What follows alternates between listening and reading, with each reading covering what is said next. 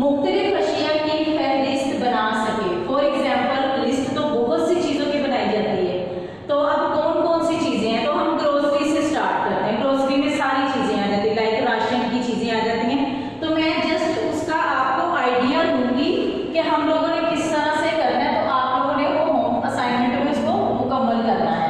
For example सबसे पहले हमारे जो घर की ज़रूरत है वो होता है आटा। तो यहाँ पे हम अशिया के नाम, यहाँ पे तादाद लिखते जाएंगे। मैं जस्ट आपको आइडिया दूंगी। यहाँ पे मैं 10 किलो लिख रही हूँ। आटा के बाद आ जाती है चीनी। चीनी कितनी, वो 5 किलो, यानी घर के अफराद के हिसाब से हम ये चीजें लिखेंगे। चीनी के बाद आ जाता है घी 5 किलो, चावल